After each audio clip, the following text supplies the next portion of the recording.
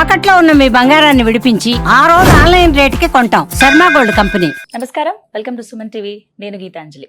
జనవరి 25వ తారీఖున పుష్యమాస ఏకాదశి అండి. ఈ ఏకాదశి చాలా విశేషం అని చెప్తారు. ప్రత్యేకించి పితృదేవతల అనుగ్రహం కోసం ఈ ఏకాదశిన ప్రత్యేకమైన పూజలు అలాగే పరిహారాలు చేసుకోవాలి. మరీ ముఖ్యంగా వివాహం కావాల్సిన వాళ్ళు కావచ్చు, సంతానం కోసం ఎదురు చూసే వాళ్ళు కానీ, దాంపత్య జీవితంలో ఇబ్బందులు ఉన్న వాళ్ళు కావచ్చు, అలాగే ఉద్యోగాల కోసం ఇలా రకరకాల బాధలు ఉంటాయి. వీటన్నిటికీ పితృదేవతల అనుగ్రహం ఉండాలంటారు.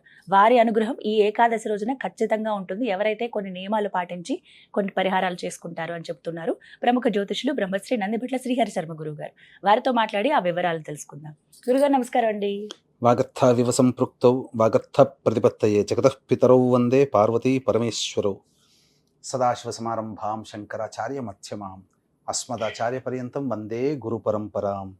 ఆదిత్యాయ చ సోమాయ మంగళాయ బుధాయ చ గురు శుక్ర శనిభ్యశ్చ రాహవే కేతవే నమః. శృంగేరి జగద్గురు పీఠాధిపతులకి, కంచి పీఠాధిపతులకి నమస్కారములు తెలియజేసుకుంటూ కార్యక్రమాన్ని ప్రారంభిద్దాం. గురుగారు 25వ తారీఖున ఏకాదశి అయితే ఒక మాట అడుగుతాను ముందు. ఎప్పుడు ఏకాదశికి మీరు పితృదేవతలను ఆరాధించండి, ఇలా పూజ చేయాలని ఎప్పుడు చెప్పలేదు. కానీ ఎందుకంటే ఈసారి ప్రత్యేకం? మామూలుగా శివుని ఆరాధన చేస్తారు, అభిషేకాలు చేస్తారు, ఎక్కువగా విష్ణుమూర్తికి పూజ చేస్తారు, వెంకటేశ్వర స్వామి, ఇలా మాత్రమే చూస్తాం ఏకాదశికి. ఏవైనా విశేష సందర్భాల్లో అమ్మవారికి. కానీ ఏంటి మరి ఈ ఏకాదశికి పితృదేవతల ఆరాధన చాలా ముఖ్యం అంటున్నారు, విశిష్టత ఏంటో తెలియచేయండి. తప్పకుండానమ్మా. మనకు ప్రతి మాసానికి 2 ఏకాదశులు ఉంటాయి. మొత్తం కలుపుకుంటే 24. అధిక మాసం వచ్చిందంటే ఇంకో 2 కలుస్తాయి, 26 అవుతాయి. అయితే మనకున్నటువంటి ఆయనాలు 2 ఆయనాలు, ఒకటి దక్షిణాయనము, 2 ఉత్తరాయణం. అయితే దక్షిణాయనంలో పితృదేవతల్ని ఉద్ధరించేటువంటిది భాద్రపద మాసం పితృపక్షాలు. ఉత్తరాయణంలో పితృదేవతల్ని ఉద్ధరించేటివి 2 వస్తాయి. ఒకటి ఈ పుష్యమాసంలో కృష్ణపక్షంలో వచ్చే అమావాస్య ముందు వచ్చే ఏకాదశి, వాటిని పితృ ఏకాదశి అని అంటారు, లేదా షట్తిల ఏకాదశి అని అంటారు. ఇంకొకటి చొల్లంగి అమావాస్య లేదా మౌని అమావాస్య. ఉత్తరాయణంలో పితృదేవతల కోసం ఏర్పాటు చేయబడ్డటువంటి తిథులు ఈ రెండు తిథులు. కాబట్టి చాలా ప్రత్యేకవంతమైనటువంటిది. ముఖ్యంగా విష్ణుమూర్తిని మనం అన్ని ఏకాదశులలో మనము వివిధ పుష్పాలతో అలంకరణతో చేస్తే కేవలం నల్ల నువ్వులతో విష్ణుమూర్తిని అర్చించే విధానం ఇది ఈ ఏకాదశి ఒక్క రోజునే. ఇప్పుడు మనకు తిలలు ఎలా వచ్చాయమ్మా? విష్ణుమూర్తి యొక్క స్వేదము నుంచి, వరాహ అవతారం ఎత్తిన తర్వాత వచ్చినటువంటి స్వేదము నుంచి పుట్టినవి తిలలు, నువ్వులు. అందుకని ఆ విష్ణుమూర్తి ప్రీతి కోసం ఈ శక్తిల ఏకాదశి రోజున మాత్రమే నువ్వులతో అర్చన చేసే విధానం ఈ ఏకాదశికి ఉంది. పైగా మీరన్నట్టుగా హరుడికి కూడా, అంటే శివుడికి కూడా ప్రీతికరమైనటువంటివి తెల్ల నువ్వులు. నల్ల నువ్వులు విష్ణుమూర్తికి, తెల్ల నువ్వులు ఈశ్వరుడికి. కాబట్టి నల్ల నువ్వుల్ని తెల్ల నువ్వుల్ని ఏ విధంగా ఉపయోగించి దైవానుగ్రహాన్ని పొందాలనేటువంటిది మనకు శాస్త్ర ప్రమాణంలో చెప్పబడింది. అయితే ముఖ్యంగా ఏ ఏకాదశిలో వాడనటువంటి తిలలు నల్ల నువ్వులని 6 విధాలుగా 6 క్రియలలో మనం ఈ తెల్ల నువ్వుల్ని వినియోగించాలి ఖచ్చితంగా అని శాస్త్రం చెప్పబడి ఉంటుంది. 6 విధాలుగా. అసలు ఒక విషయం చెప్పాలంటేనమ్మా, చాలా మందికి ఏకాదశి రోజున భోజనం చేయకూడదని మాత్రమే తెలుసు, కానీ విధానం అనేటువంటిది చాలా మందికి తెలియదు. ముందు రోజు దశమి ఉంటుంది కదా, ఆ దశమి రోజు సూర్యాస్తమయం అయిన తరువాత ఇక ఎట్టి పరిస్థితిలో భోజనము భుజించకూడదు. అప్పటి నుంచి పాలు పండ్లు తీసుకోవచ్చు, దాంపత్యం పనికిరాదు. ఆ భూషయనం చేయాలి ఆ రోజు దశమి రోజు రాత్రి అంతా. తెల్లవారే లేచి, అనగా 24వ తారీఖు సాయంత్రం నుంచే ప్రారంభం చేసుకోవాలి. తెల్లవారి సూర్యోదయం లేవగానే ఈ 6 విధాలుగా తిలల్ని ఉపయోగించాలి. మొట్టమొదటి ఏంటంటే, మనం స్నానం చేసేటువంటి బకెట్లో కానీ నల్ల నువ్వులు వేసుకొని, ఆ నల్ల నువ్వులు శరీరం మీద పడుతుండగా మన శరీరం నుంచి కిందికి జారిపోవాలి. ఆ విధంగా వేసుకోవాలి. కొంతమంది షవర్ పెట్టుకుంటారు, అప్పుడు నల్ల నువ్వుల్ని తల మీద వేసుకొని షవర్ మీద స్నానం చేస్తే ఆటోమేటిక్గా ఇలా ఉంటుంది. ఆ విధంగా స్నానం ఆచరించాలి. తరువాత ఆ నల్ల నువ్వులని బాగా రుబ్బితే ఒక చిన్న పిండి ముద్దలాగా అవుతుంది. వాటిని శరీరానికి లేపనంగా చేసుకోవాలి. 2వ విధానం నువ్వుల్ని ఉపయోగించి. ఇక 3వ విధానము, చక్కగా తులసి చెట్టు దగ్గర వెళ్ళిన తర్వాత అక్కడ విష్ణుమూర్తి చిత్రపటానికి కానీ లేదా విష్ణుమూర్తి విగ్రహాన్ని కానీ పెట్టుకొని అష్టదళ పద్మం వేసి ఆ అష్టదళ పద్మంలో చిత్రపటం కానీ విగ్రహం కానీ పెట్టాలి. పెట్టి ఇరువైపులా ఆవు నేతితో దీపారాధన చేసి ఆ విష్ణుమూర్తికి విష్ణు అష్టోత్తరముతో తిలలతో పాదాల దగ్గర పూజ చేయాలి. అక్కడ తులసమ్మవారి దగ్గరే, తులసమ్మవారి దగ్గర లేదా ఇంట్లోనైనా చేసుకోవచ్చు. విష్ణుమూర్తికి తిలలతో అర్చన చేసేది ఈ యొక్క ఏకాదశి తిథి రోజునే. అది 3వ విధానం అయిపోతుంది. ఇక 4వ విధానం ఏంటంటే ఆ రోజు స్వామి వారికి నైవేద్యంగా పెడతారు కదా, అంటే ఏకాదశి రోజున నైవేద్యం కూడా తీసుకోరు, కానీ ప్రత్యేకించి ఆ నైవేద్యంలో నువ్వులు వేసి వండినటువంటి అన్నాన్ని విష్ణుమూర్తికి నైవేద్యంగా పెట్టి ఆ నైవేద్యాన్ని కొద్దిగా తీసుకోవచ్చు. ఏకాదశి తిథి రోజున ఈ విధంగా ఈ రోజున నైవేద్యం తీసుకుంటే తప్పు లేదు, తీసుకోవచ్చు. ఇక 4వ విధానమైనటువంటిది ఏంటంటే నల్ల నువ్వులు నీటిలో వేసి మధ్యలో దాహం వేస్తుంది కదా, ఆ నానినటువంటి నల్ల నువ్వులతో సహా నీళ్లు తాగాలి. ఆ రోజంతా కూడా నీళ్లు తాగాలనిపిస్తే నువ్వులతో కలిపిన దీన్ని నీళ్లు తాగాలి. ఇక 5వ విధానము మనం చెప్పాం, పితృదేవతల కోసమే. ఎందుకంటే ఈ రోజున సమాజంలో చాలా మంది పెళ్లిళ్ళు కాక ఇబ్బంది పడుతున్నారమ్మా.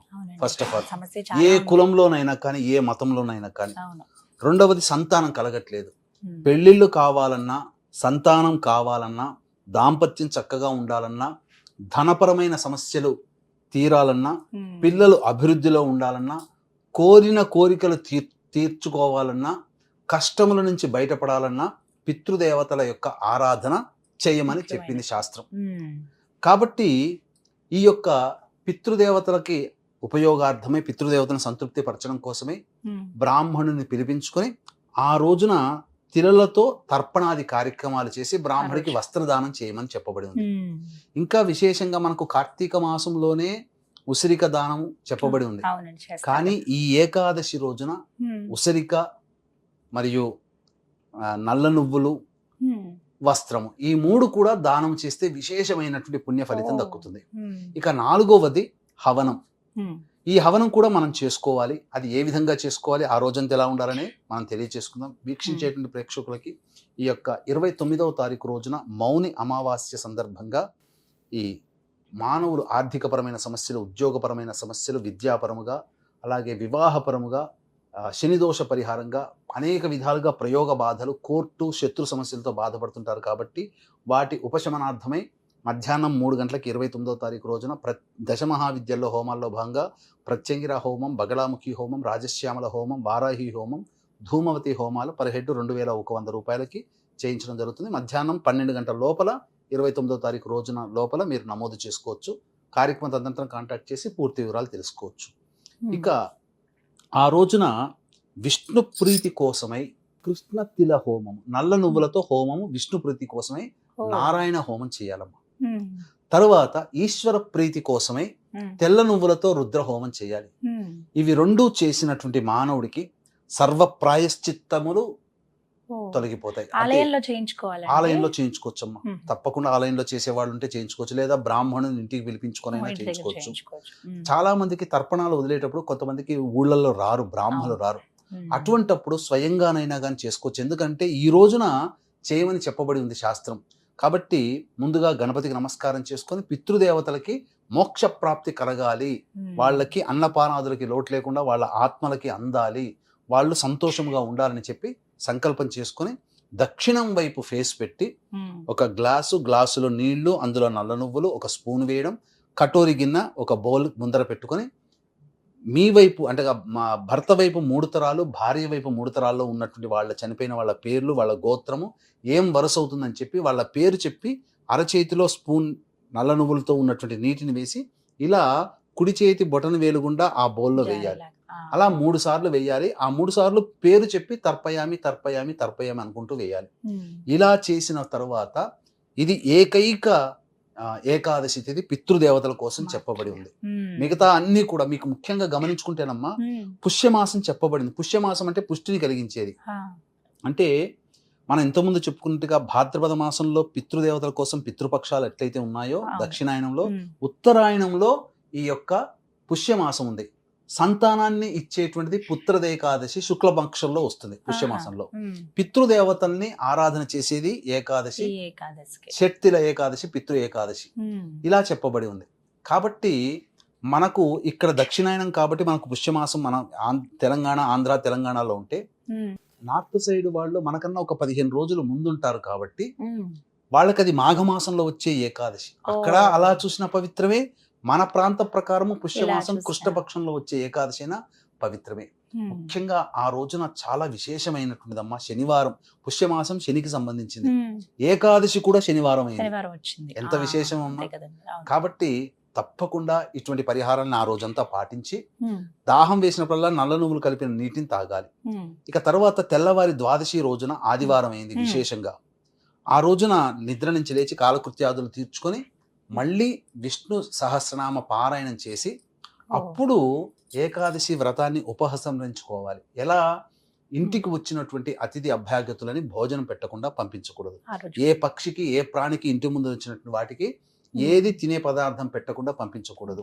వృద్ధాశ్రమాల్లో, అనాథాశ్రమాల్లో పండ్లు కానీ ఇతర తినే పదార్థాలు కానీ పంచి ఇంటికి వచ్చి అన్నం వండుకొని, కూరగాయలు వండుకొని భోజనం చేయాలి. అందులో అన్నం వండేటప్పుడు మళ్ళీ అందులో తెల్ల నువ్వులు కానీ నల్ల నువ్వులు కానీ వేసి వండి ఆ అన్నాన్ని విష్ణుదేవుడికి నైవేద్యంగా పెట్టి కుటుంబ సభ్యులందరూ దాన్ని భుజించాలి. ఇలా చేస్తే ఈ యొక్క శక్తిల ఏకాదశి వ్రతాన్ని ఆచరించిన వాళ్ళమవుతాం. విష్ణు యొక్క అనుగ్రహంతో సమస్త కష్టాలు తొలగిపోతాయమ్మా.